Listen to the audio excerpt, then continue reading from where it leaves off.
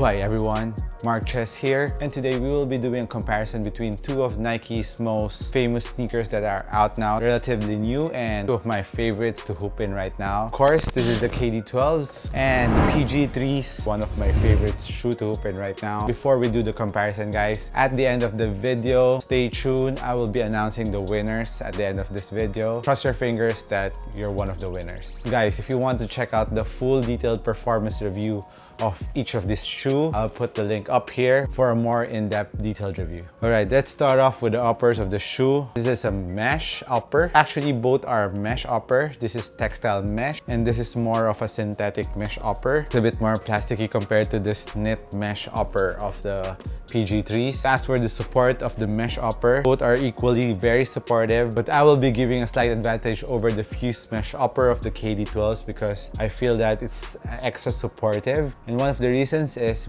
it's because its fuse is more plasticky. There's a coating on top of the mesh, so it doesn't stretch at all. Compared to the textile mesh, it stretches just a tiny bit, but you won't feel the difference if you don't change between these two shoes. For me, I reviewed these two shoes, so one of the reasons why this fused mesh is extra supportive is because of the quad axial flywire lacing system of the KD12s. It's Nike's newest flywire tech. It goes 4 axes, 4 directions, and compared to the PG3's flywire, it goes down one direction towards the cushion of the shoe. As for support of these two shoes, they're very supportive shoe, but a little advantage over the KD12s. Another reason why this is extra supportive is because of the cushion that goes up here laterally. You're very well caged in, and this TPU plastic that comes up in the medial part of the shoe for extra caging and lockdown feel. As for the support in the forefoot area of both shoes, a little advantage over the KD12s. Now let's move on to the details at the back part of the shoe. Both shoes have internal heel counter. Heel containment is awesome on these two shoes. No heel slippage, and the Achilles pillows between the two shoes are very relevant. The difference between the two shoes is the KD12s is a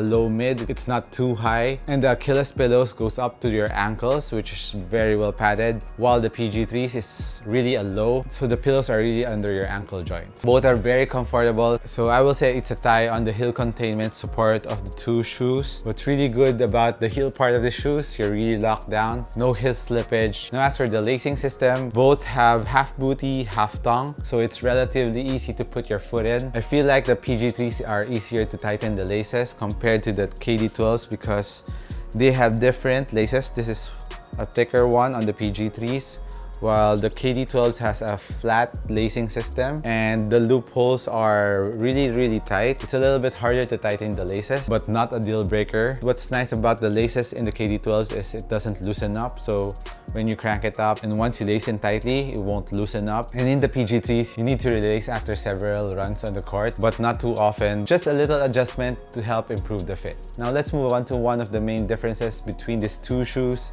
As you know, for the PG3s, there's a 4-foot zoom unit with a carrier injected phylon, while the KD12s is a full-length zoom, no strobo board, with an extra hex zoom unit at the heel part of the shoe and cage in the injected phylon, which is also perforated. So guess which is better? Of course, the KD12s. Personally, I really like the bounciness that I felt immediately on the KD12s. No break-in time needed. You will feel the full-length zoom better as you play on. And comparing it with the PG3s, it's not bad. It's one of my favorite shoes to hoop in right now. The 4-foot zoom unit in the PG3s is very bouncy. You can really feel it once you have broken this in. And impact protection is also good, but not as crazy as the ones in the KD12s because, as you know, this is double stack zoom. It's bouncy, and at the same time impact protection is awesome on the KD12s. And one of the reasons why it made the impact protection better on the KD12s is because of the perforated injected phylon that you can find here. So as for cushion setup, I would choose the KD12s, and as for court feel of the shoe, both have relatively good court feel. Slight advantage on the court feel on the PG3s, but nothing to take away from the KD12s. Court feel is also good here, and responsiveness on the two shoes is very good, which I really love on my shoe. You won't go wrong between the two cushion setup. It's just a matter of preference. If you want a very bouncy shoe, KD12s, but if you want maximum court feel and more responsive shoe, just a good amount of bounciness on the forefoot, go with the PG3s. Now moving on to the traction and outsole of the two shoes. The traction of the PG3s are moon craters, which is very nice. Very dependable. Awesome traction on the PG3s. If you watch my other videos, this is the strongest point on the PG3s, and one of the main reasons why I love the PG3s is because the traction on the PG3s is very dependable. It doesn't pick up dust that quick. You can play it on a dusty court and you still won't slip. And for outdoor use, you're safe on the PG3s, especially on the Asia release, which uses XDR rubber. Nothing but praises on the traction on the PG3s. Excellent traction, one of the best tractions that is out now in the market. Comparing it with the KD12s, initially the traction on my KD12s is not that good. After several runs, after several hours playing with the KD12s, it improved a lot, and mainly because I removed the film or external coating outside the traction, and it improved a lot. But still right now on the dusty court, it picks up more dust compared to the PG3s. The PG3s, you can hoop it anywhere, whatever court condition. With this one, I need to play with them more and see if it will improve. And also for all of you who are asking if you can hoop the KD12s outdoors, yes you can. The grooves are deep, the rubber is kind of hard. Outdoor hooping with these is safe, but I think the rubber compound found in the PG3s is a little bit harder compared to the KD12s. Not much break-in time needed on this pair. I was good to go right off the bat. So as for traction and outsole, PG3s for the win. And as for the width of the shoe for the lateral support, the PG3s is a little bit wider compared to the KD12s, which is one of the narrowest shoe that I have right now. You can see it's a bit narrow in the front and also in the heel part. Comparing it with the PG3s, the heel of the PG3s is a little bit wider. As for weight-wise, on hand, I think the PG3 is a little bit lighter, just a tad bit, because also this is a mid. But let's check if I'm correct. I forgot the weight of these two shoes. I'm getting my handy weighing scale. The PG3's US 11 is 412 grams. That's in grams, guys. And the KD12's US 11 is 439, so around 20 grams difference. Nothing too drastic, nothing that you would feel on court. Very similar and very lightweight shoes. As for sizing wise, I went true to size on both shoes. For wide footers, you need to go half a size up. And the KD12s run a bit longer compared to the PG3s. Yeah, just a tad bit because of this pointy design of the KD12s. This is slightly narrower compared to the PG3s, so watch out for that.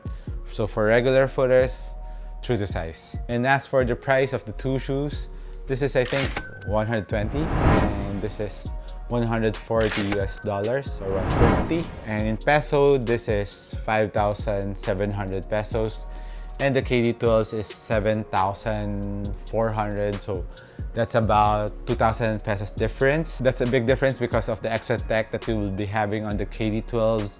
And which shoe would I prefer? It's really a hard choice, but it really depends on the day that I will play in. If I want to feel extra bouncy on that day, of course the KD12s because of the full lens zoom with extra zoom unit at the back. And I also like the support that the quad axial flywire gives you. And as for the PG3s, if you want a more minimal shoe, a low cut shoe with excellent court feel and responsiveness and just enough bounciness in the forefoot, of course you can go with the PG3s. But if you want more impact protection, KD12s. And of course if you're more in a budget, you won't go wrong with the PG3s. But if you want to experience new tech and if you want to feel the full lens zoom instantly and experience the quad axial flywire, go ahead, this is a must try. It's a brand new evolution on the performance side of basketball. It's a must try if you are not in a budget.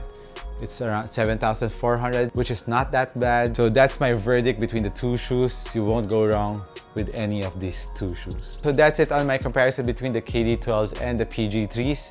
I hope I helped you guys out. Now, it's time for some raffling. So we have the 5 winners. It was chosen on random by the Gleam app and it checked if you're qualified. So here are the 4 winners of the Stan Socks, namely Carl Paulo Senson, Shan Beleza, Kenneth Rojas, and Albert Atizado. So congratulations guys. You won yourself 1 Stan Socks each. And now I'm announcing the grand prize that will win 1 pair of PG3s, not this one, but a PG3 of his own size. And drumroll please. And the winner of the PG3s is Anton Dominic Sanchez.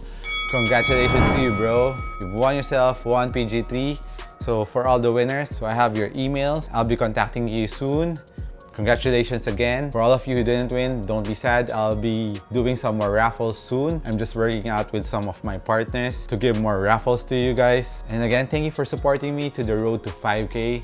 I really appreciate your support and watching my videos, and hopefully you'll continue supporting. Let's make that 10K subscriber mark happen, and let's just grow this channel so I can review more performance sneakers to you, and let's just have fun, right? So that's it for this video. Hopefully you'll subscribe. Follow me here in YouTube, Instagram, and Twitter for more updates of the videos. This has been Mark Chess once again. Thank you, and I'll catch you in the next one. Peace.